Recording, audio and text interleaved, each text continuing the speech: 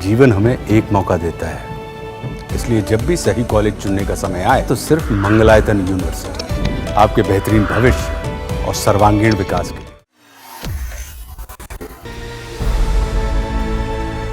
Iran और Israel के बीच तनाव के बाद तेहरान में लगातार हालात खराब होते जा रहे हैं। भारतीय दूतावास ने तेहरान में मौजूद भारतीय छात्रों को सुरक्षित स्थानों पर पहुंचाना शुरू कर दिया है। इसी कड़ी में 110 भारतीय छात्रों को आर्मेनिया के रास्ते ईरान से बाहर निकाला गया है। विदेश मंत्रालय ने बयान जारी करते हुए यह जानकारी साझा की। विदेश मंत्रालय ने बताया कि भारतीय दूतावास लगातार ईरान में मौजूद भारतीयों के संपर्क में है। उन्हें सभी जरूरी चीजें मुहैया करवाई जा रही हैं। भारतीय दूतावास की मदद से कुछ छात्रों को सुरक्षा के लिहाज से बाहर निकाला गया है। बाकी नागरिकों को सलाह दी गई है कि जो खुद के संसाधनों से तेहरान छोड़कर जाने में सक्षम है, वे फौरन सुरक्षित स्थानों पर चले जाएं। विदेश मंत्रालय ने अपने बयान में कहा कि कुछ भारतीयों को ईरान की सीमा पार करवाकर आर्मेनिया पहुंचाया गया है। मौजूदा हालात को देखते हुए अधिक जानकारी के लिए जल्द ही एडवाइजरी जारी की जा सकती है। जम्मू कश्मीर स्टूडेंट एसोसिएशन के अनुसार तेहरान के उर्मिया मेडिकल कॉलेज में लगभग 110 भारतीय छात्र पढ़ते हैं। उनमें 90 कश्मीरी छात्र हैं।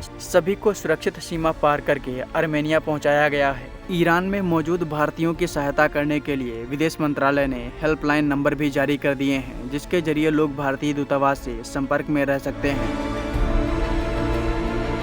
बता दें कि भारतीय छात्रों के अलावा बड़ी संख्या में भारतीय मुस्लिम भी ईरान में फंसे हैं। इस पर शिया धर्मगुरु मौलाना सैफ अब्बास ने पूरी जानकारी दी है। इसको 4 दिन हो चुके हैं, क्योंकि ये थर्सडे नाइट में हुआ था, मिडनाइट में। फ्राइडे, सैटरडे, संडे, मंडे 4 दिन हो चुके हैं और 4 दिन से बहुत से हमारे पास कॉलें आई हैं। इसमें कई तरह की प्रॉब्लम्स जो हैं वो हो गई हैं।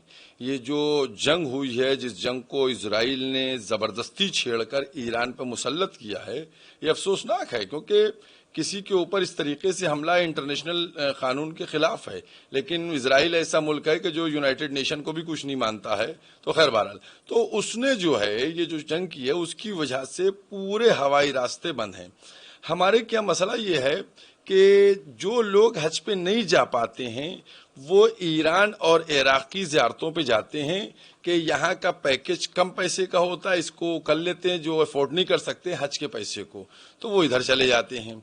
तो इस वक्त हमारे हज़ारों लोग जो हैं वो इराक से ईरान आते हैं। तो 2 कंट्री जाते हैं, इराक और ईरान। कुछ लोग पहले ईरान जाते हैं, उसके बाद इराक जाते हैं। कुछ लोग पहले इराक जाते हैं, उसके बाद ईरान आते हैं। तो इन दोनों मुल्कों में हमारे जो हैं हजारों की तादाद में एक तो ज़ायरीन फंसे हुए हैं, जिसमें बुढ़े भी हैं, जवान भी हैं, छोटे छोटे बच्चे हैं।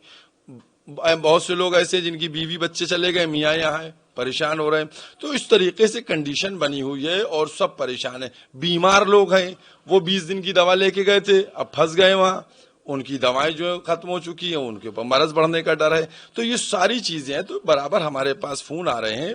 तो हमने कल यानी 16 जून को जयशंकर जी को लेटर लिखा, इसीलिए कि जो ज़ायरीन ईरान और इराक में फंसे हुए हैं उनको वहां से निकाला जाए।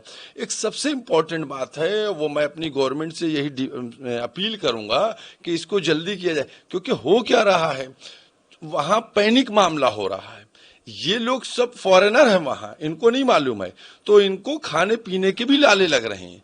दूसरी बात ये है, मसलन बहुत से ग्रुप हमारे पास नंबर हैं, 90 आदमियों का ग्रुप है, 60 आदमियों का ग्रुप है। अब ये लोग जो 60 आदमी या 90 आदमी हैं, इनका लिमिट थी, मसलन एक ग्रुप था, उसको 13 तारीख को चेकआउट करके 13 तारीख को शाम को 6 बजे फ्लाइट पकड़ना थी। उसने चेकआउट कर लिया, अब होटल वाला एंट्री नहीं दे रहा है। ये लोग उस दिन पूरे दिन बाहर बैठे रहे, फिर किसी तरीके से मैनेज करके दूसरी जगहों पर इनको शिफ्ट किया गया। अब एक आदमी जो है अगर वो रुकता है एक्स्ट्रा, तो उसके लिए पैसे देना मुसीबत बना जा रहा है कि वो कैसे उसको अरेंज करेगा। तो माली बहरान भी है, जहनी है टेंशन। लिहाजा हम भारत सरकार से ये अपील करते हैं, जिस तरीके से उन्होंने पूर्व में यूक्रेन से या और जैसे इराक में वो नर्सें वगैरह फंस गई थी, उनको जिस तरीके से छुड़ा के निकलवाया गया, उसी तरीके से जो इराक में और ईरान में लोग फंसे। इसके अलावा हजारों की तादाद में स्टूडेंट हैं, तकरीबन 1,500-2 हजार स्टूडेंट ईरान में फंसे हुए हैं और इराक में। चूंकि मुहर्रम में ज्यादातर लोग यहाँ आते हैं, तो हर एक अपने टिकट वगैरह कराए बैठा हुआ है।